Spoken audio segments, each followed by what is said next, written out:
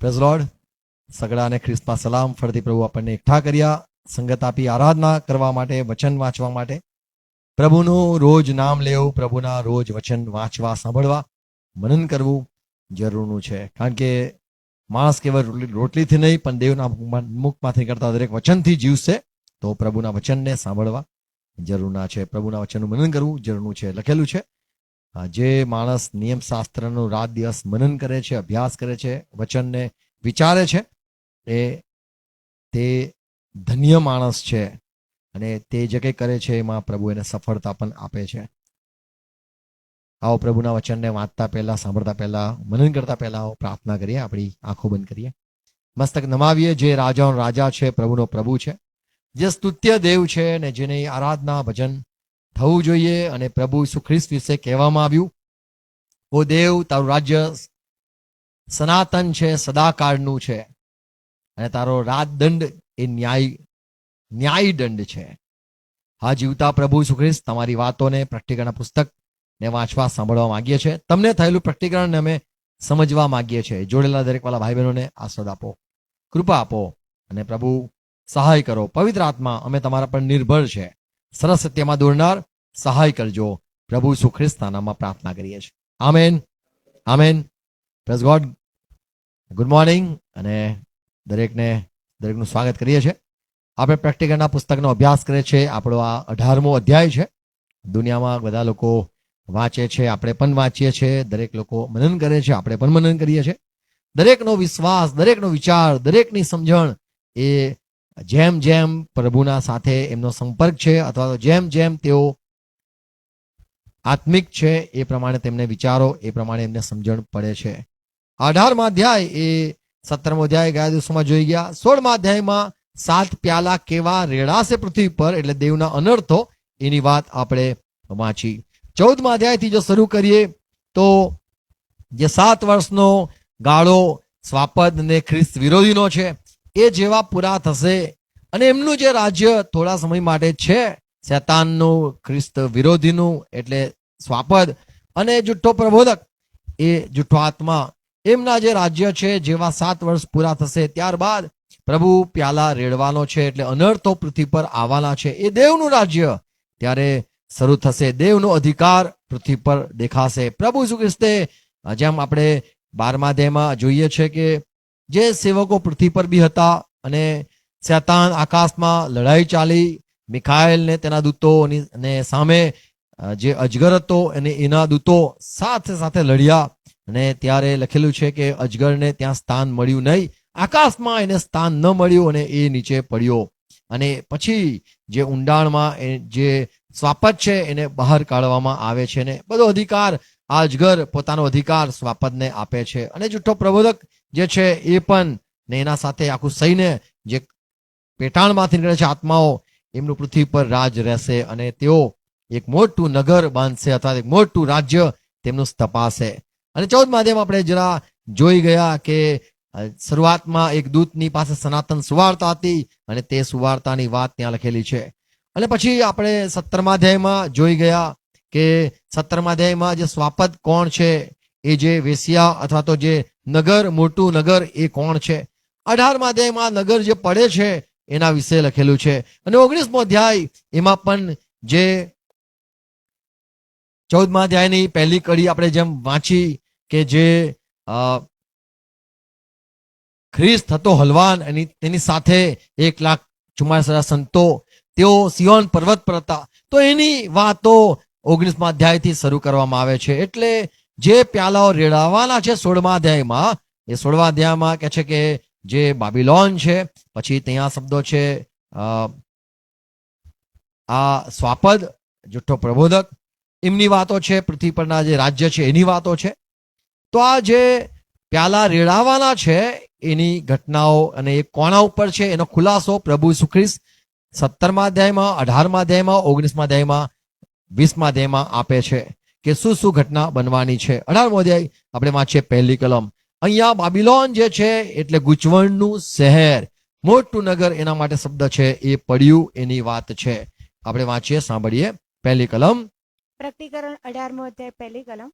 એ પછી મેં બીજા એક દૂતને આકાશમાંથી ઉતરતો જોયો, મેં બીજા દૂતને આકાશમાંથી ઉતરતા જોયો તેને મોટો અધિકાર મળેલો અને હતો તેને એવો મોટો અધિકાર હતો અને તેની પ્રભાથી અને તેના પ્રભાવથી અથવા પ્રકાશથી પૃથ્વી પ્રકાશિત થઈ. પૃથ્વી એના પ્રભાવથી એવો પ્રભાવ હતો કે આખી પૃથ્વી પ્રભાવિત થઈ ગઈ.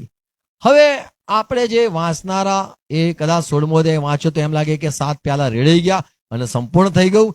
પણ અહીંયા આપણે 17મો અધ્યાય પણ જોઈએ છે, 18મો અધ્યાય પણ જોઈએ છે. શા માટે સંપૂર્ણ નથી થયું એવું વિચાર આવે. પણ આ કોણ સ્ત્રી છે, કોના કોના ઉપર અનર્થો રેડાવાના છે, એના ખુલાસા આપણે આ બધા અધ્યાયોમાં એટલે 17મો અધ્યાય, 18મો અધ્યાય, 19મો અધ્યાય ને આપણે વાંચીને સમજી શકીએ છીએ કે પ્રભુના જે 7 દૂતો છે છેલ્લા, તેઓ જે અનર્થો રેડવાના છે એના પહેલા શું શું ઘટના બનવાની છે.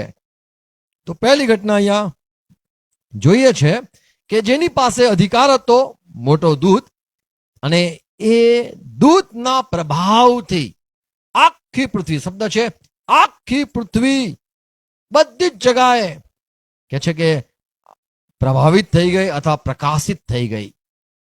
5મો દૂત જ્યારે રેડે છે ત્યારે સ્વાપદના ને જે જૂઠો પ્રબોધક છે, જે નગર છે, એમાં એ લોકો બિરાજમાન છે, એમના ઉપર તેઓ રાજા છે, એનું રાજ્ય અંધકારમય થઈ ગયું. પણ એ 18મા અધ્યાયમાં પહેલી કલમ જોઈએ છે કે પૃથ્વી પ્રકાશિત થઈ ગઈ. તો પૃથ્વીને પ્રકાશ મળે છે કેમ કે જે સુવાર્તાની શરૂઆત થશે ત્યારબાદ જ જે પ્યાલા રેડાવાના છે એ રેડાશે. તો એક જે દૂત છે મોટો, એને મોટો અધિકાર આપવામાં આવ્યો કે જેથી પૃથ્વી, આખી પૃથ્વી એ પ્રકાશથી, એ ગૌરવથી ભરપૂર થઈ ગઈ, પ્રકાશિત થઈ ગઈ, જ્ઞાન મળ્યું. 14મો અધ્યાય 6મી કલમ પ્રકટીકરણ 14:6 વાંચીએ તો ત્યાં જે આપણે જોઈએ છે કે બીજો દૂત જે આકાશમાં ઉડતો હતો તેની પાસે સનાતન સુવાર્તા હતી, અને સુવાર્તાના કારણે જ પ્રકાશ થઈ શકે છે, બીજા કોઈ બાબતથી પ્રકાશ થતો નથી. પ્રકાશ કોઈ ઉભો રહે એ તો હોઈ શકે દૂત, પણ જે ખરેખરનું અજવાળું છે, પ્રભુ ઈસુ ખ્રિસ્તે કીધું હું જગતનું અજવાળું છું, અને હું છું તો ત્યાં સુધી દહાડો છે, હું છું તો એમ હું પ્રકાશ છું. તો સુવાર્તાનો જે ઉદય છે એ પણ સુવાર્તા દ્વારા જ પ્રકાશ મળે છે. વાંચીએ તો પ્રકટીકરણ 14મો અધ્યાય 6મી કલમ. પછી મેં બીજા એક દૂતને અંતરિક્ષમાં ઉડતો જોયો. પૃથ્વી પર રહેનારાઓમાં એટલે સર્વ રાજ્ય, જાતિ, ભાષા તથા પ્રજામાં પ્રગટ કરવાને તેની પાસે સનાતન સુવાર્તા હતી. આખા પૃથ્વી ઉપર સુવાર્તા કરવાની માટે તેની પાસે અધિકાર હતો, અને તેની પાસે એક સુવાર્તા હતી. આખા પૃથ્વીને સુવાર્તા કહેવા માટે એની પાસે અધિકાર હતો, અને સુવાર્તા આપવા માંગતો હતો કે સુવાર્તાથી પ્રકાશ થાય. તો પ્યાલા રેડતા પહેલા પ્રકાશ થવો જરૂરનો છે કે જેથી લોકોના ઉપર જ્યારે કંઈક રેડવામાં આવે અથવા તો એમના ઉપર શિક્ષા થાય એ પહેલા ચેતવણી જરૂરની છે. જેમ પોલીસવાળા પહેલા તો પૂછે છે અને પછી દંડા મારે છે. પહેલા પૂછે છે કે જો સારી રીતે બોલી દો તો ઠીક છે, પછી બીજા બી અમારા પાસે તરીકા છે એમ કે છે. 16મો અધ્યાય બીજી કલમ. ત્યારે પહેલા દૂતે જઈને પોતાનું પ્યાલું પૃથ્વી પર રેડી દીધું. એટલે જે માણસો પર સ્વાપદની છાપ હતી ને જેઓ તેની મૂર્તિને પૂજતા હતા તેઓને ત્રાસદાયક તથા પીડાકારક ઘારું તો થયું. પહેલો પ્યાલો પૃથ્વી પર રેડી દીધો. કેમ? કારણ કે જે લોકો ત્યાં હતા તેઓએ જે સ્વાપદની છાપ લીધી હતી, પસ્તાવો કર્યો નતો, એમને ઘા થયા, અને તેઓને પસ્તાવો થયો જ નહીં. અને આ જે પૃથ્વી પર રેડવામાં આવ્યું એ પહેલા સુવાર્તા આવવાની છે. પ્રકટીકરણ 18મો પહેલી કલમ જે આપણે વાંચી કે આખી પૃથ્વી પર પ્રકાશ થઈ રહ્યો એના તેજથી, એના મહિમાથી. અને આ જે થવાનો છે એ આપણે 14મા અધ્યાય પહેલી કલમમાં વાંચી કે જે પર્વત પર, સિયોન પર જે હલવાન ને તેની સાથે 1,44,000 સંતો છે તેઓને મેં જોયા. શા માટે જોયા? ત્યાં બેસવા માટે? તેઓ કંઈક આપણે એમને જોવા માટે? ના, પણ તેઓ તૈયાર હતા રેડાય એ પહેલા અમને મોકલવામાં આવે કે જેથી અમે પૃથ્વી પર જે શેતાને જે ચમત્કારો કર્યા, સ્વાપદે ચમત્કાર કર્યા, જૂઠા પ્રબોધકે જે ચમત્કાર કર્યા, જેનાથી આખી જગત ભમાઈ ગયું છે, એમના આંખોને ખોલવામાં આવે. યશાયા 8:18 લખેલું છે, જુઓ હું તથા યહોવાએ જે છોકરા મને આપેલા છે તેઓ ઇઝરાયેલ માટે તો આશ્ચર્યકારક કરવા માટે, કૃત્યો કરવા માટે ઈશ્વરે મને સિયોન પર આપેલા છે. સિયોન પર જે આપેલા છે મને, એ હલવાન એ પ્રમાણે કે છે, યહોવાએ મને આ સિયોન પાસે અમે ઊભા છે, અમે ત્યાં સિયોનમાં ઊભા છે, અમે ત્યાં રહીએ છે. જે છોકરા મને આપેલા છે એ એટલા માટે આપેલા છે કે અમે પૃથ્વી પર જઈએ અને કંઈક કામ કરીએ. 18મી કલમ, જુઓ હું તથા યહોવાએ જે છોકરા મને આપ્યા છે તેઓ પણ સિયોન પર્વતમાં વસનાર સૈન્યોના દેવ યહોવાની પાસેથી મળેલા ઇઝરાયેલમાં ચિહ્નો તથા અદ્ભુત કૃત્યોને અર્થે છે. તો અદ્ભુત કામો કરવા માટે અમે અહીંયા હાજર છે. 14મો અધ્યાય પહેલી કલમ પ્રેક્ટિકલ જેમ વાંચી કે સિયોન પર્વત પર મેં હલવાનને જોયું. હલવાન એકલું નહીં, પણ તેની સાથે મેં યહોવાએ આપેલા છોકરા એટલે 1,44,000 સંતો. તેઓ એટલા માટે આપેલા કે હવે પૃથ્વી પર એમ સમજો કે બધા જ 1,44,000 જેવા તો પાઉલ જેવા લોકો સીધા નીકળશે અને ત્યારે આખું રાજ્ય જે હશે એ પડી જશે. જ્યારે પ્રભુ ઈસુ ખ્રિસ્ત બી પૃથ્વી પર આવ્યા ત્યારે બી રાજ્ય તૂટતા ગયા. જેટલા બી રાજ્ય લોકોએ દિલોમાં બનાવેલા, કેટલા સમયથી કુળોના દેવા દેવતા દેવતીઓ કરતા હતા, એ બધા ધીરે ધીરે તૂટી ગયા અને લોકો પ્રભુ તરફ ફર્યા. એમ અહીંયા જે છે કે એટલા માટે આપેલા છે કે એવા કામો કરશે. 16મો અધ્યાય પ્રેક્ટિકલ 16મો અધ્યાય 10મી કલમ, પછી પાંચમાએ પોતાનું પ્યાલું સ્વાપદના રાજ્યસ્થાન પર રેડી દીધું, એટલે તેના રાજ્યમાં અંધકાર વ્યાપી ગયો અને તેઓએ વેદનાને લીધે પોતાની જીભો કરડી. તો અહીંયા જે અંધકાર થઈ ગયો એ આપણે જોઈ ગયા 16મા અધ્યાય 10મી કલમ કે જે શૈતાનનું રાજ્ય હતું ત્યાં અંધારું થઈ ગયું. પણ જ્યાં સુવાર્તા આપનાર જે દૂત છે તેના પ્રભાવથી, એટલે તેના જે અધિકાર છે એના એ દ્વારા જે પૃથ્વી પર આવવાના છે એના લીધે પૃથ્વી પર અજવાળું થઈ જવાનું છે, પ્રભુનો મહિમા ઉગવાનો છે. બીજી કલમ પ્રેક્ટિકલ 18:2, તેણે મોટી સાદે કહ્યું કે પડ્યું રે મોટું બાબિલોન. તો અંધકાર એટલે શૈતાનનું રાજ્ય પૂરેપૂરો અંધકાર થઈ ગયું, કેમ કે પ્રભુનો ઉદય, પ્રભુનો પ્રકાશ એ દરેકના ઉપર પડ્યો. અને એટલા માટે અહીંયા લખ્યું છે જે મોટું બાબિલોન છે શહેર, પડ્યું રે પડ્યું, એટલે એનું પતન થઈ ગયું. જે એક થયેલા, એક વિચારના લોકો થયેલા, બધા જ એક થઈ ગયેલા અને પ્રભુને તેના ખ્રિસ્તની વિરુદ્ધ, એટલે ખ્રિસ્ત વિરોધી જે છે, શૈતાન જે છે બાપનો દુશ્મન કહીએ અને જે એનો દીકરો કહીએ શૈતાનનો સ્વાપદ, એ ખ્રિસ્તનો દુશ્મન. એમ અહીંયા જે આ આખું બનાવેલું છે બાબિલોન, ગૂંચવણ ભરેલું શહેર, એ આખું એક સમયે પડી જશે જ્યારે સુવાર્તાનો ઉદય થશે. બીજી કલમ ફરતી વાંચીએ. તેણે મોટી સાદે કહ્યું કે પડ્યું રે મોટું બાબિલોન પડ્યું અને તે ભૂતોનું નિવાસ સ્થાન. આ તો ભૂતોએ તેઓને પકડી રાખેલા, વિચારો આપતા હતા, એનું નિવાસ સ્થાન તથા દરેક મલિન આત્માનું રહેઠાણ અને દરેક અશુદ્ધ તથા ધિક્કાર પાત્ર પક્ષીનો વાસો થયું તો છે. આ જે આખી મંડળી ઊભી થઈ છે બાબિલોન, એ ભૂતોનું શહેર કહેવાય છે. લોકોને ગુમરાહ કરવામાં આવે છે. લોકો અહીંયા કે છે કે અશુદ્ધ આત્માઓ, શબ્દ છે ભૂંડા, મલિન આત્મા, મલિન આત્માઓ, ને બીજું અશુદ્ધ તથા ધિક્કાર પાત્ર અશુદ્ધ અને ધિક્કાર પાત્ર પક્ષીનો વાસો થયો. પક્ષીનો વારસો.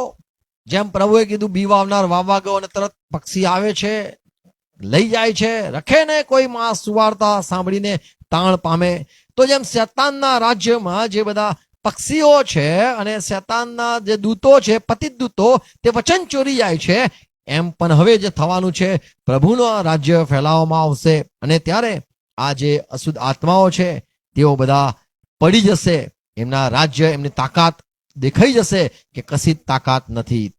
પ્રેક્ટિકલ 18:3, કેમ કે તેના વ્યભિચારને લીધે રેડાયેલા કોપરૂપી દ્રાક્ષારસથી સર્વ દેશના લોકો પીધેલા છે. પૃથ્વી પરના રાજાઓએ તેની સાથે વ્યભિચાર કર્યો છે અને પૃથ્વી પરના વેપારીઓ તેના પુષ્કળ મહોત્સવથી ધનવાન થયા છે. અહીંયા ત્રીજી કલમમાં 3 શબ્દ જોઈએ છે. પહેલું છે સર્વ રાજ્ય, બીજું છે બધા રાજા અને ત્રીજું છે વેપારીઓ. 3 શબ્દ આપણે અહીંયા 3 કલમમાં જોઈએ છે. બધા જ રાજ્યો એ પણ માની ગયા છે સ્વાપદને અને જુઠ્ઠા પ્રબોધકને. જે રાજાઓ છે તેઓ પણ એનો સ્વીકાર કર્યો છે, અને જે લોકો વેપાર કરે છે કે હા આપણે આપણામાં લાવીએ, આપણા સંગતમાં લાવીએ, આપણા ટીમમાં લાવીએ, એ પણ એનાથી ધનવાન થયા છે. એ 3 શબ્દ જોઈએ છે. તો ઈશ્વરનો કોપ હવે રેડાવાનો છે એ વાત લખે છે કે તેઓ દેવના કોપરૂપી પ્યાલાનો શિકાર હવે થશે. એટલે પહેલા છે અજવાળું થશે, સુવાર્તાનો ઉદય થશે, ત્યારબાદ આ જે પ્યાલો હવે બધા પર રેડાવાનો છે એ વારાફરતી રેડાશે. 4 કલમ. પછી આકાશમાંથી મેં બીજી એક વાણી બોલતી સાંભળી અને કે, હવે એક અવાજ આવ્યો, ઓ મારા લોક, મારા લોકો સાંભળો, હવે પતી ગયું, અમારી સુવાર્તાનો સમય પૂરો થયો, હવે તમે સાંભળો મારા લોકો. તમે તેના પાપના ભાગીદાર ન થાઓ, જો હવે પ્યાલા રેડાવાની શરૂઆત થઈ જશે, તમે એના પાપના ભાગીદાર ન થતા, અને તેના પર આવનારા અનર્થો માનો, અને આ જે સ્વાપદના લોકો છે, ખ્રિસ્ત વિરોધીઓ છે, તેમના ઉપર જે પ્યાલો રેડાવાનો છે એમના તમે ભાગીદાર ન થતા. કોઈ પણ તમારા પર ન આવે, એમાંનું કોઈ પણ અનર્થ તમારા પર ન આવે. 5મી કલમ. માટે તેમાંથી નીકળી જાઓ, માટે તમે તેમાંથી નીકળી જાઓ, કેમ કે તેના પાપ આકાશ સુધી પહોંચ્યા છે, કેમ કે આ એ જે છે સ્વાપદ જુઠ્ઠો પ્રબોધક, એમના પાપ આકાશ સુધી પહોંચ્યા છે. અને દેવે તેના દુષ્કર્મોને યાદ કર્યા છે. હવે દેવે તેમના દુષ્કર્મોને યાદ કર્યા છે. 6ઠી કલમ. જેમ તેણે બીજાઓને ભરી આપ્યું તેમ જેમ તેણે બીજાઓને ગુમરાહ કર્યા, ખોટી રસ્તે લઈ ગયા અને ખ્રિસ્તથી ઈશ્વરથી જુદા કર્યા, દૂર કર્યા, તેમ તેને પાછું ભરી આપો, હવે તેને પણ એ પ્રમાણે બદલો આપો. એટલે એને હવે શિક્ષા કરો. અને તેની કરણીઓ પ્રમાણે તેને બમણું આપો. એને જે 7 વર્ષમાં કામ કર્યું છે એનું એને બમણું આપો. જે પ્યાલું તેણે મેળવીને ભર્યું છે તેમાં તેને સારું બમણું મેળવીને ભરો. હવે એમના ઉપર છેલ્લા અનર્થો થવા દો. આ તો અહીંયા ડબલ રિવોર્ડ, બમણો એમને સજા થવાની છે. 1 તિમોથી 3:8 લખેલું છે, કોઈ પણ સેવક હોય એ 2 જીભ વાળો ન હોવો જોઈએ. 8મી કલમ. એ જ પ્રમાણે સેવકો પણ ગંભીર, એક વચની, પીનાર નહીં, એક વચની એટલે 2 વચન ના, પણ એક વચની હોવા જોઈએ. અહીંયા એટલા માટે વંચાયું કે જ્યારે બંને બાજુ બોલો છો ત્યારે પ્રભુના કોપ આવે છે. જેમ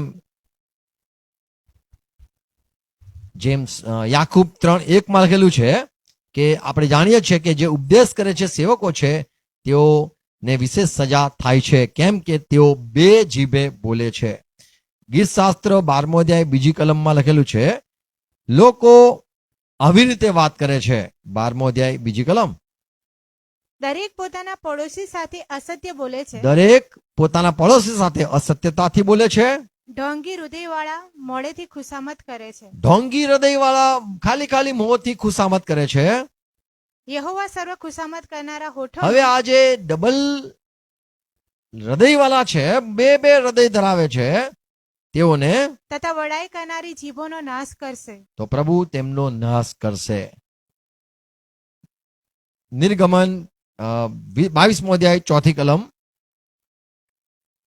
જ્યારે આ જે સ્વાપદે કામ કહેલું, જૂઠા પ્રબોધકે જે કામ કહેલું, પહેલા તો તેઓ ઈશ્વરની ભક્તિ, પહેલા તો તેઓ ઈશ્વરના રાજ્ય માટે, ઈશ્વરની સેવા માટે વપરાતા હતા.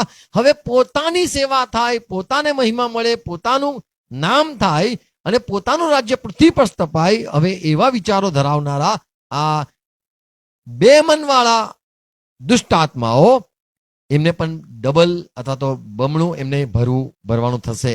એક નિયમ જૂના કરારમાં હતો, જે ચોરી કરતા પકડાય, વાંચીએ, જે ચોરેલી વસ્તુ તેના કબજામાં જીવતી મળી આવે, જો તમને મળી જાય કે આજ એ વસ્તુ છે, પછી તે બળદ હોય કે પછી એના પાસે બળદ હોય કે ગધેડું હોય કે ઘેટું કે હોય, ઘેટું હોય, તો તે બમણું ભરી આપે. તો તેને બમણું આપવું પડશે.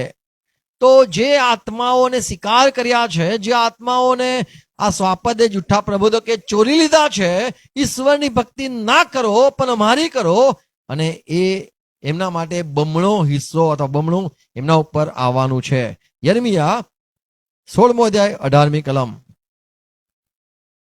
16-18 17-18 વાંચીએ તો યર્મિયા 16મો અધ્યાય 18મી કલમ. પ્રથમ હું તેઓનો અન્યાય તથા તેઓના પાપનો બમણો બદલો વાળીશ, હું બમણો બદલો વાળીશ, કેમ કે તેઓએ પોતાની ધિક્કારપાત્ર વસ્તુઓના મૂળદા વડે મારો દેશ વટાડ્યો છે. તો જે ઈરાદાથી મોકલવામાં આવે છે પણ એ પોતાના બી ઈરાદા પૂરા કરે છે, એ પ્રકારના બમણા વિચાર, બે મન વાળું માણસ અહીંયા છે કે હું તેમના પાપના માટે એમને બમણો સજા કરીશ. ફરીથી વાંચીએ કલમ. કેમ કે તેઓએ મારા દેશને વટાડ્યો છે વટાડ્યો છે અને તેઓની કંટાળારૂપ વસ્તુઓથી મારા વારસાને ભરપૂર કર્યો છે. તો મારા લોકોને તેઓએ બહેકાવ્યા છે, મૂર્તિ પૂજા કરાવી છે, મારાથી દૂર લઈ ગયા છે. 17મો અધ્યાય 18મી કલમ. જેઓ મારી પૂઠે લાગે છે તેઓ લજ્જિત થાઓ, પણ હું લજ્જિત ન થાઉં. તેઓ ગભરાઓ, પણ હું ન ગભરાઉં. તેઓના ઉપર વિપત્તિનો દિવસ લાવ ને તેઓને બમણા નાશથી નષ્ટ કર. તેમના ઉપર બમણો નાશ આવે તો કેટલું સારું, કે પૂરેપૂરા તેઓ ખતમ થઈ જાય. એવું નહીં કે તેમનો ન્યાય કરવામાં આવે, પણ પૂરેપૂરા તેઓ સમાપ્ત થઈ જાય. બીજો કોરિન્થી 6 અધ્યાય 16-17 આ પણ જૂના કરારની જ વાત પાઉલ નવા કરારમાં કોરિન્થને પ્રમાણે કહે છે, શું તમે નથી જાણતા કે તમે દેવનું મંદિર છો અને તમને તમારા અને જે અન્ય જાતિ છે એમના સાથે શું નિસ્બત હોઈ શકે? જીવતા દેવ ને કેવી રીતે મૂર્તિઓ સાથે નિસ્બત હોઈ શકે? અને કહે છે કે તમે તેઓમાંથી નીકળી આવો, મારા સમક્ષ ચાલો, હું તમારો દેવ થઈશ ને તમે મારા લોકો થશો. વાંચીએ. દેવના મંદિરને મૂર્તિઓની સાથે સો મેળ હોય. કેવી રીતે તેઓ એક બની શકે? કાં તો તેઓ મૂર્તિમાં માને, કાં તો ઈશ્વરમાં માને. કેમ કે જેમ દેવે કહ્યું છે કે શું દેવે કહ્યું છે? હું તેઓમાં રહીશ હું તો રહેવા માંગુ છું, તથા તેઓની સાથે ચાલીશ. હું એમની સાથે ચાલવા માંગુ છું, હું તેઓનો દેવ થઈશ હું એમનો દેવ બનવા માંગુ છું. અને તેઓ મારા લોક થશે. અને જો તેઓ મારી વાત માનશે, એની નહીં, શેતાનની નહીં, સ્વાપદની નહીં, જૂઠા આત્માની નહીં, મારી વાત માનશે તો હું તેમનો દેવ થઈશ. તેમ આપણે જીવતા દેવનું મંદિર છે. આપણે તો જીવતા દેવનું મંદિર છે. માટે તમે તેઓમાંથી નીકળી આવો માટે તમે તેઓમાંથી નીકળી આવો, અને અલગ થાઓ, અલગ થાઓ, એમ પ્રભુ કહે છે. એમ પ્રભુ કહે છે. અલગ થાઓ, નીકળી આવો. એ જ પ્રકટીકરણ 18મો અધ્યાય 4મી કલમમાં વાંચી, મારા લોકો નીકળી આવો, નીકળો. તમે આજે જ નક્કી કરો, યહોવા ને માનવું, તેના ખ્રિસ્તને માનવું, પવિત્ર આત્માને માનવું, કે પછી અજગરને માનવો છે, સ્વાપદને માનવું છે, કે જૂઠા પ્રબોધકને માનવું છે. તમે આજે નક્કી કરો, કારણ કે ઈશ્વર હવે કેવો પ્રેરવાનો છે. એટલે તમે હવે બંને વસ્તુ થઈ ગયું છે. અજવાળું તમે જોઈ લીધું છે, અંધારું પણ તમે જોઈ લીધું છે. તમારી પાસે સુવાર્તા પણ આવી ગઈ. તમે ઈશ્વરના મોટા કામો પણ જોઈ લીધા, કે જે હલવાન ને તેના જે 1,00,000 સંતો છે તેઓએ જે કામ કર્યું એ પણ તમે જોયું. અને અજગરનો જે મહિમા અને સ્વાપદનો જે મહિમા અને જૂઠા પ્રબોધકના જે ચમત્કાર એ પણ તમે જોયા. હવે તમે નક્કી કરો કે તમારે શું કરવું છે. એ જ પ્રમાણે અહીંયા વાત લખી છે કે તમે નીકળી આવો. 6મી કલમ. અને કે છે હું હવે તેઓને બદલો આપીશ, બમણો બદલો તેમને હું ભરી આપીશ. 7મી કલમ. તેણે પોતે જેટલી કીર્તિ મેળવી અને આ જે દેશે, આ મોટા રાજ્ય, મોટા બાબિલોને જે કીર્તિ મેળવી અને જેટલો મોજ શોખ કર્યો તેટલી વેદના તથા તેટલું રુદન હવે તેટલી વેદના અને તેટલું રુદન તેને આપો. હવે હું એને દેખાડીશ.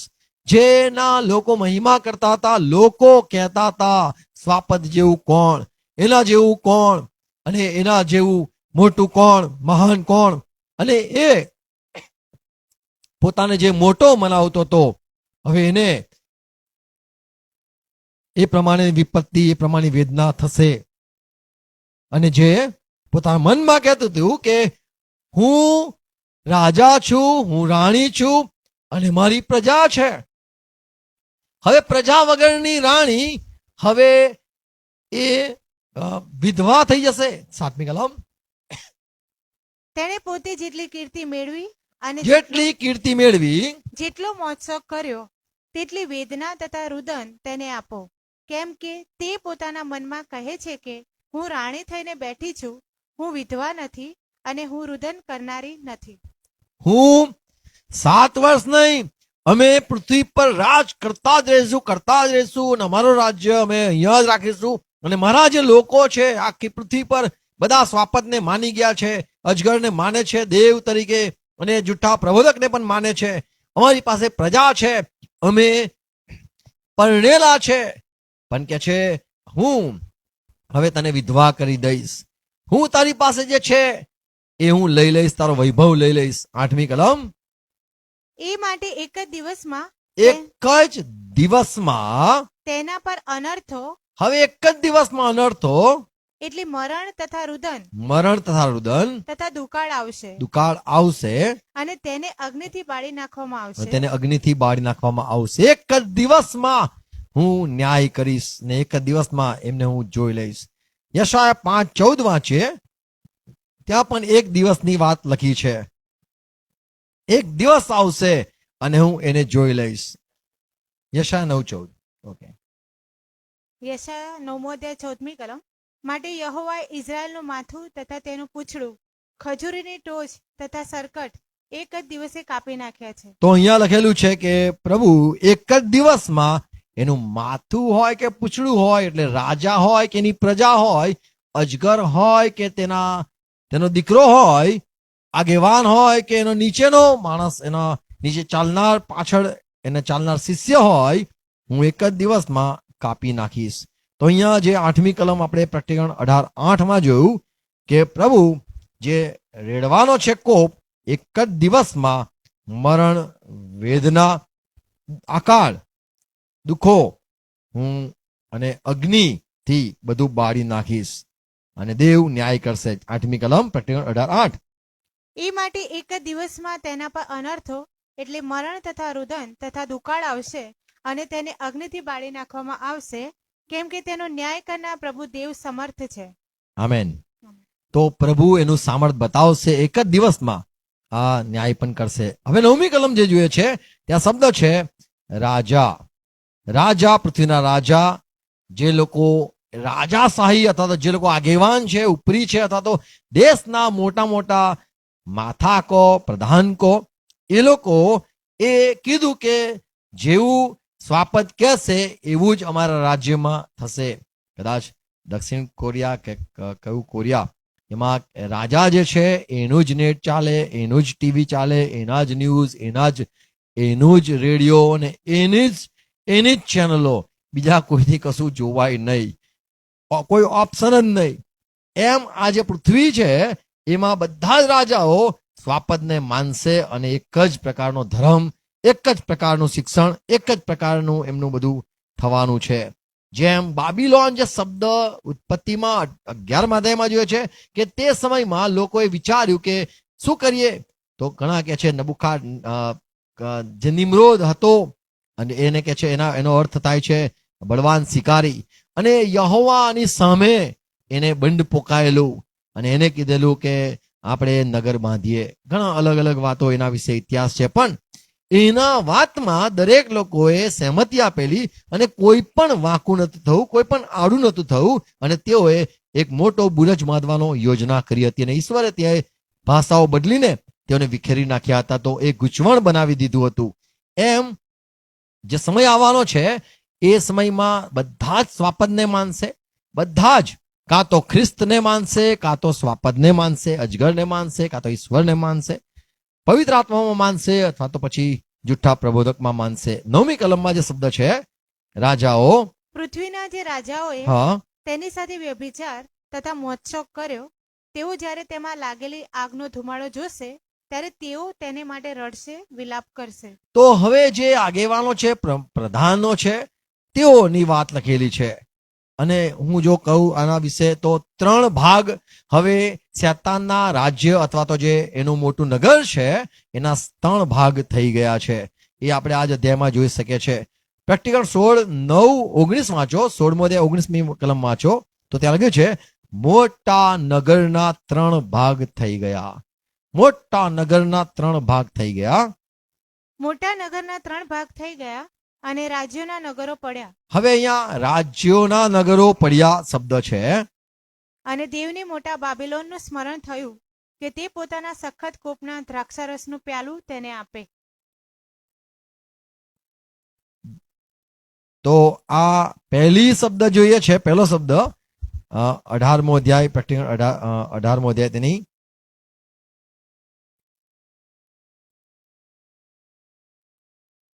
આપણે વાંચી.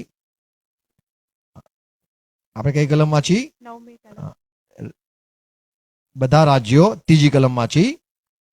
તો બધા રાજ્યો શબ્દ છે. બધા રાજ્યો, એક ભાગ 3 ભાગ જે થઈ ગયા એ શેતાનના રાજ્યના, એનો પહેલો ભાગ હતો બધા મનુષ્ય, બધા જ માણસો. ત્રીજી કલમમાં છે બધા રાજ્યો. પછી 9મી કલમમાં છે એક ભાગ રાજાઓનો ભાગ, જેટલા બી અધિકારીઓ છે તેઓનો ભાગ છે. 10મી કલમ. અને તેની વેદનાની ધાકને લીધે દૂર ઉભા રહીને કહ્યું કોણ કે, દૂર ઉભા રહ્યા?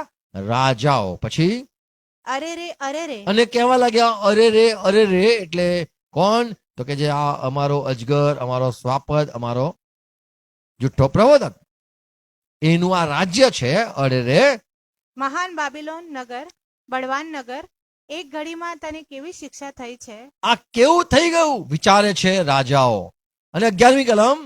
પૃથ્વી પરના વેપારીઓ પણ હવે તેની- વેપારીઓનો એક ત્રીજો ભાગ છે કે જે લોકોને, આત્માઓને એમાં લાવે છે અને એના સભ્યો બનાવે છે ને એ શોધે છે કે ભાઈ અમે સેવકો છે, અમે જઈશું અને માણસોને લઈ આવીશું, અમને શું મળશે? તો કે તમને આ મળશે, તમને બંગલા મળશે, આ મળશે. આખું જીવન હવે આપણે પૃથ્વી પર રહીશું, અજગરના શાસનમાં રહીશું, સ્વાપદના શાસનમાં, જુઠ્ઠા પ્રબોધકના શાસનમાં આપણે હંમેશા રહીશું. આવો મારા સેવક બની જાઓ અને તમે વેપાર કરો, આત્માને શિકાર કરો, એક આત્માને જીતી લાવો અને તમને બદલો આપશે, સરકાર તમને ઇનામ આપશે. ત્રીજી કલમ, 11મી કલમ. પૃથ્વી પરના વેપારીઓ પણ તેને માટે રડે છે હવે આ લોકોનો વેપાર તૂટી ગયો. પછી અને વિલાપ કરે છે, વિલાપ કરે છે, અમારું મસ્ત રાજ્ય, અમારું એક ધર્મ, કેમ કે હવેથી કોઈ તેઓનો માલ વેચાતો લેનાર હવે નથી. કોઈ પણ અમારી વાત માનતું નથી. અમારી કોઈ સુવાર્તા, અમારી ગંદી સુવાર્તા, ખોટી સુવાર્તા, શૈતાનિક સુવાર્તા કોઈ માનતું નથી.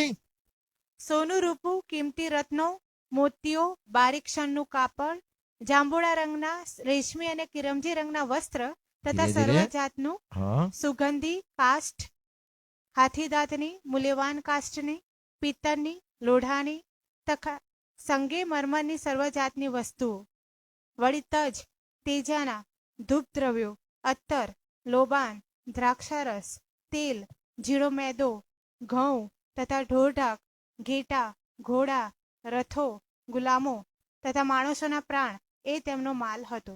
તો આ એમની પાસે જીતવાનો જે માલ છે, આ બધી વાતો લખેલી છે. એને જે પણ જોઈએ, ગુલામો જોઈએ છે, મનુષ્ય જોઈએ છે, આત્માઓ જોઈએ છે, કે તમને જે કઈ એ બધું જ તમને વેપારીઓને મળશે. તો આખો વેપાર જે ઉભો થયો છે, બધાને શોધી લાવો. કોણ કોણ હલવાનને માનવા માંગે, માફ કરો, સ્વાપદને માનવા માંગે છે, જુઠ્ઠા પ્રબોધકને સ્વીકારે છે, વિશ્વાસ કરે છે અજગર પર, એ બધા જે છે. અને 15મી કલમમાં એ વસ્તુઓથી ધનવાન થયેલા વેપારીઓ આ હવે એક વેપારીનો ભાગ છે. ત્રીજો ભાગ છે. પહેલો ભાગ જેમ નગરના 3 ભાગ થઈ ગયા, આપણે વાંચ્યું 16મા અધ્યાયમાં. પહેલો ભાગ એક હતો મનુષ્યનો, બીજો ભાગ હતો એટલે રાજ્યોનો, બીજો ભાગ હતો રાજાઓનો, અને ત્રીજો ભાગ આ વેપારીનો ભાગ છે. અને તેઓ દૂર વાળીને હવે શું કહે છે?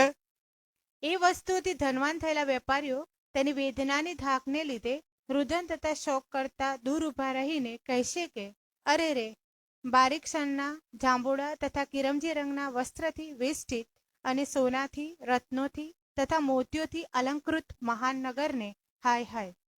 હવે આ લોકો જે રાજાઓ છે તેઓ કહેતા હતા હાય હાય, અરે રે. હવે આજે જોયું કે નગરો પણ કહેતા હતા હાય હાય, અરે રે. અને અહીંયા જોઈએ છે કે આ જે વેપારીઓ છે તે પણ કહે છે હાય હાય, અરે રે, અમે આ શું કર્યું. 17મી કલમ.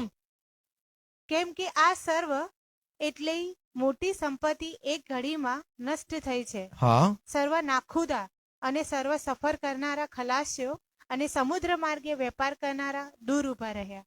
હા તેઓએ તેના બળવાનો ધુમાડો જોઈને પોકાર કરીને કહ્યું કે આ મોટા નગરના જેવું બીજું કયું છે. તેઓએ પોતાના માથા પર ધૂળ નાખી અને રુદન તથા વિલાપ કરતા મોટે સાદે કહ્યું કે અફસોસ કરે છે.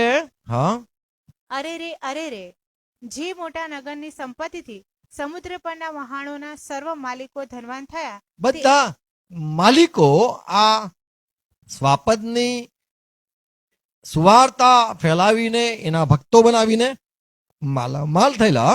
તે એક ઘડીમાં ઉજ્જળ થયું છે. હવે આ પતિ કેમ ગયું, કેવી રીતે બંધ થઈ ગયો, અંત આવી ગયો? ઓ આકાશ, ઓ આકાશો, ઓ આકાશ, હા સંતો, પ્રેરિતો તથા પ્રબોધકો, તેને લીધે આનંદ કરો, કેમ કે દેવે તેની પાસેથી તમારો બદલો લીધો છે. તો હવે કે છે આકાશો આનંદ કરો, કેમ કે બદલો લીધો છે. આ સ્વાપદનું જે રાજ્ય છે, ત્રીજી કલમ જેમ જોઈ પ્રેક્ટિકલ 18:3, કેમ કે તેના વ્યભિચારને લીધે રેડાયેલા કોપરૂપી દ્રાક્ષારસ કોના કોના ઉપર રેડ્યો છે? સર્વ દેશના લોકો, સર્વ દેશના લોકો ઉપર, રાજાઓ રાજાઓ અને વેપારીઓ અને વેપારીઓ પર દેવનો ગુસ્સો રેડ્યો છે. તો આ ત્રણ જે આપણે જોઈએ છે, 10મી કલમ, 16મી કલમ, 19મી કલમમાં અરે રે અરે રે, અરે રે અરે રે, અરે રે અરે રે, ત્રણ વિભાજન જે આપણે 16મા અધ્યાય પ્રેક્ટિકલમાં જેમ જોયું 19મી કલમમાં કે રાજ્યના 3 ભાગ થઈ જશે. અને જે આ બધા છે રાજાનું એક એટલે આગેવાન પ્રધાન, એ લોકોને બી અફસોસ થશે કે અમે જે બધું બાંધ્યું, અને જે વેપારીઓ છે એના ભક્તો, એ લોકોને પણ અફસોસ થશે, અને જે મનુષ્ય છે એ લોકોને પણ અફસોસ થશે. એટલા માટે જ્યારે આ બધું રેડાશે અથવા તો જ્યારે પહેલો ઘા થશે અને ઘા એવો વાગશે કે લોકો સ્વાપદને પ્રાર્થના કરશે, જૂઠા પ્રબોધકને પ્રાર્થના કરશે, અજગરને પ્રાર્થના કરશે કે અમારો ઘા રૂજીને બતાવો, પણ કે છે તેઓના ઘા રૂજાશે નહીં. ત્યારે તેઓને આશ્ચર્ય થશે કે અમારું જે અમે જેને બહુ માનીએ છે, સ્વાપદને જે બહુ મહાન માનીએ છે, અને આ કશું જ નથી કરી શકતો. જ્યારે સૂરજની ગરમીનો પણ જે છે એ પણ તેઓ આ સ્વાપદ કે અજગર કે જુઠ્ઠો પ્રબોધક એ પણ લોકોને મદદ નહીં કરી શકે. ત્યારે લોકો પોતાના પર ધૂળ નાખશે ને કહેશે અરે રે અરે રે, કારણ કે એ લોકો શિકાર થશે અને તેમના ઉપર આ બધો જ ઈશ્વરનો કોપ રેડાવાનો છે. એ બહુ જ મોડી વાત થશે, મોડું હશે જ્યારે તેઓ પસ્તાવો કરશે, કેમ કે સુવાર્તા આવી ગઈ હશે તો પણ તેઓએ પસ્તાવો નહીં કર્યો હોય અને તેઓ રહ્યા હશે એ જ સ્વાપદના શાસનમાં અને એને જ દેવ માન્યો હશે. એટલા માટે 23મી કલમ, ઓકે માફ કરો, આ પ્રકટીકરણ 12મો અધ્યાય 11મી કલમ જોઈએ તો શેતાનને આકાશમાં સ્થાન ન મળ્યું ને ફેંકી દેવામાં આવ્યો, અને ત્યારે જે પૃથ્વી પરના લોકો છે તેઓએ પ્રભુની સાક્ષીથી, પોતાની સાક્ષીથી અને હલવાના લોહીથી જય પામ્યા અને પોતાના જીવને પણ વાલા ન ગણ્યા. હવે જે સુવાર્તા છે એના દ્વારા આ લોકો જય પામતા હતા. ત્યાં લખેલું છે હલવાનના લોહીથી અને પોતાના સાક્ષીના વચનથી તેઓ અજગર પર જય પામ્યા, અજગર ઉપર જીત મેળવી.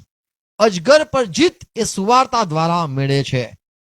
23મી કલમ, ઓકે આજ 18મો અધ્યાય 23મી કલમ, તારામાં દીવાનો પ્રકાશ ફરી થશે નહીં. તારામાં દીવાનો, ઓકે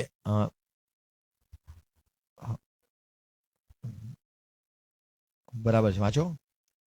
તારામાં દીવાનો પ્રકાશ ફરી થશે નહીં, તારામાં વરકન્યાના વરઘોડાનો અવાજ ફરી સંભળાશે નહીં, કેમ કે તારા વેપારીઓ જગતના મહાન પુરુષો હતા. તારી જાદુ ક્રિયાથી સર્વ દેશના લોકો ભૂલાવવામાં તે પડ્યા. જે કઈ જાદુ ક્રિયા કરી એમાં દેશના લોકો ભૂલાઈ બી ગયા. સ્વાપદ પછી પ્રબોધકોનું, સંતોનું તથા પૃથ્વી પર જેઓને મારી નાખવામાં આવ્યા તે છે, એ લોકોને મારી નાખ્યા, કારણ કે તેઓએ તારો સ્વીકાર ના કર્યો. સ્વાપદ તે સર્વનું લોહી પણ તેમાંથી જળ્યું હતું. તો આ લોકો એ કરેલું હતું એના એટલા માટે ન્યાય કે છે પ્રભુનો કોપ આ લોકો પર, રાજ્ય પર આવવાનો છે. તો આજે આખા દુનિયાને ભમાવનાર છે. પ્રભુ પાસે લોકો આવે છે, પણ જગતને અંધકારમાં લાવનાર અથવા જગતના લોકોને પ્રભુથી દૂર લઈ જનાર એ આ શેતાન છે. જ્યારે પ્રભુ પૃથ્વી પર હતા, સુવાર્તા કરતા હતા, ત્યારે એમને એ પ્રમાણે કીધું,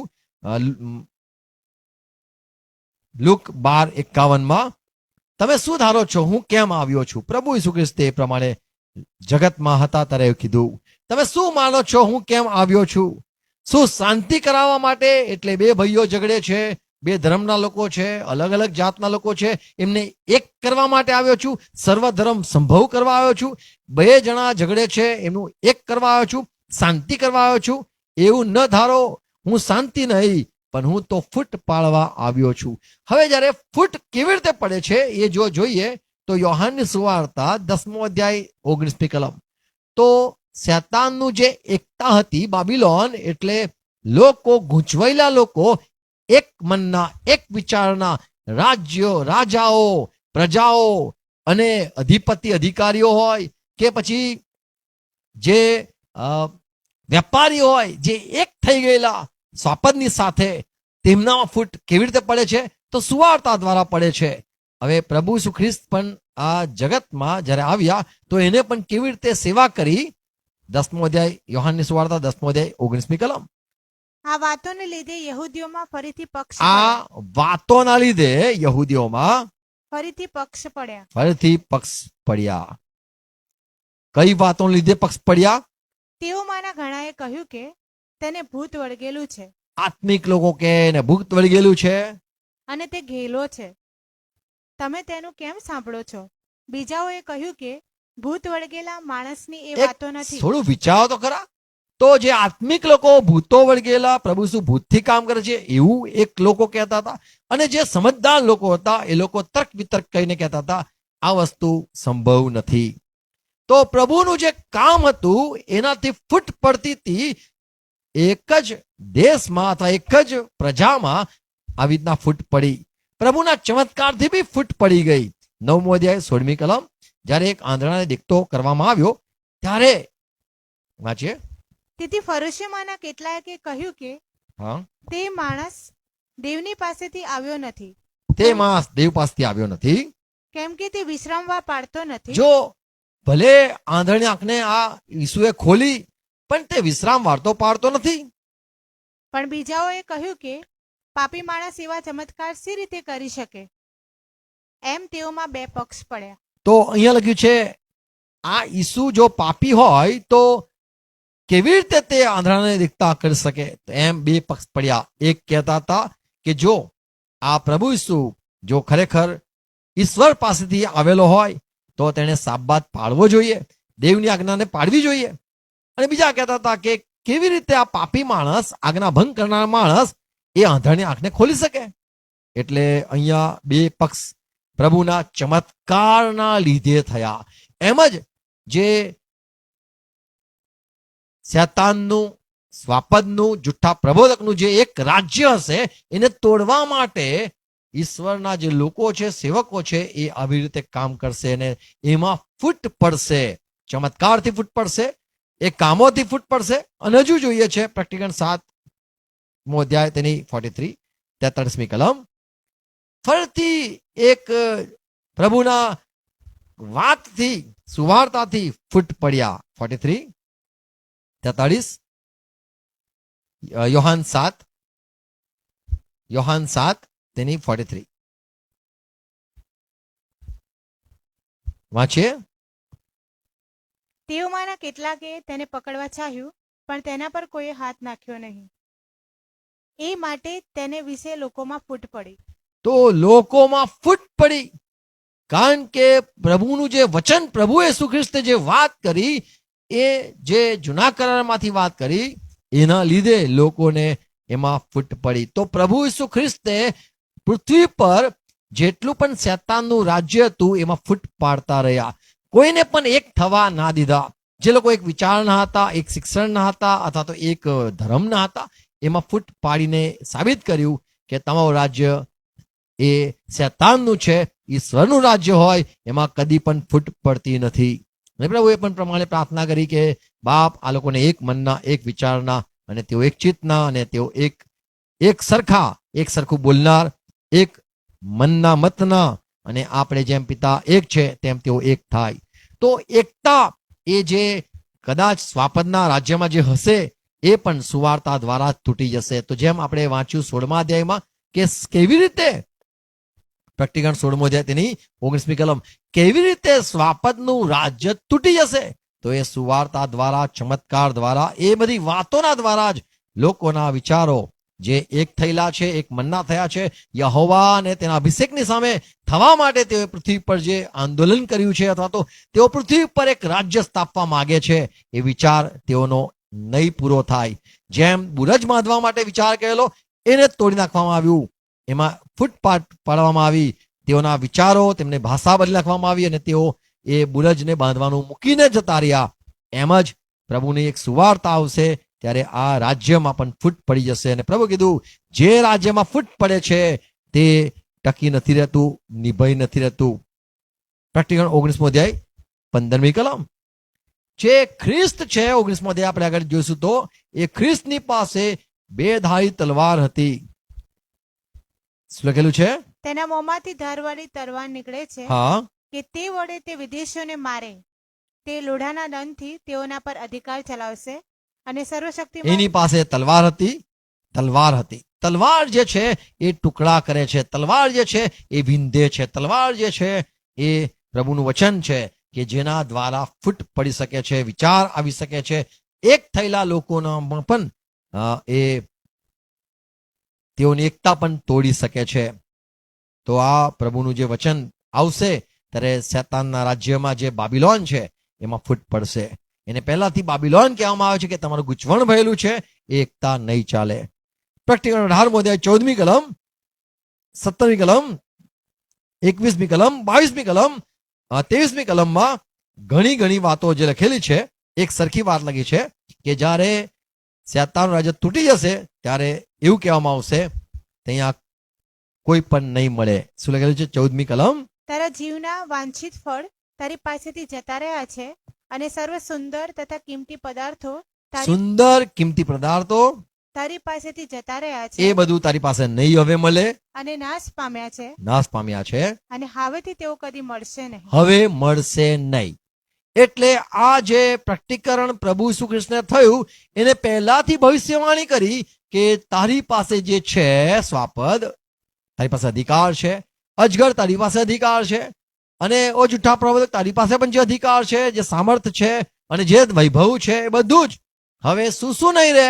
તો 14મી કલમમાં જોયું તમારી પાસે આ વસ્તુ નહીં રહે. 17મી કલમ. કેમ કે આ સર્વ એટલી મોટી સંપત્તિ એક ઘડીમાં નષ્ટ થઈ છે. તો આ નષ્ટ થશે એ પણ વાત કરી. 21મી કલમ. પછી એક બળવાન દૂતે મોટી ઘંટીના પડના જેવો એક પથ્થર ઉંચકી લીધો અને તેને સમુદ્રમાં નાખીને કહ્યું કે તે મહાન નગર બાબિલોનને એ જ પ્રમાણે ઝપાટાથી નાખી દેવામાં આવશે અને ફરી તે કદી પણ જોવામાં આવશે નહીં. નહીં જોવામાં આવે, બાબિલોન આવશે જ નહીં. પછી એટલા હદની વાત લખી છે. બાબિલોન જે આ બાંધવા માંગવાનો છે, સ્વાપદ, જુઠ્ઠો પ્રબોધકને અજગર આ જે બાંધવા માંગે છે તેઓના વૈભવ નહીં રહે, એમની ધન નહીં રહે અને એમનું નગર પણ નહીં રહે. 22મી કલમ. વળી વીણા વગાડનારા જે હશે સમયમાં આરાધકો, ગાનારા, એ સ્વાપદની આરાધના કરનારા, વાંસળી વગાડનારા, સ્વાપદની આરાધના કરવા માટે તથા રણશીંગડું વગાડનારાઓનો સાથ ફરી તારામાં સંભળાશે. જો હવે જે બધાએ આરાધના કરી છે બંધ થઈ જશે, તું જ્યાં પડવાનો છે તો જવાનો છે, ત્યાં તને હવે કશું મળશે નહીં. મોજ શોખ 7 વર્ષનો જ છે અને ત્યારબાદ નહીં મળે, નહીં મળે, નહીં મળે, નહીં મળે. આવું વારે વારે તમે જો આ 18મો અધ્યાય જુઓ તો એમાં તમે જોઈ શકો છો, શોધી શકો છો કેટલી વાર લખ્યું છે નહીં મળે, આ પણ નહીં મળે, આ પણ તારું નહીં મળે. આગળ 23મી કલમ.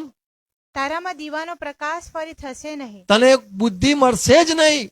એક પાછું આર્મી ઊભું કરું અથવા તો આવું કરું અને હું આમ કરું ને તેમ કરું.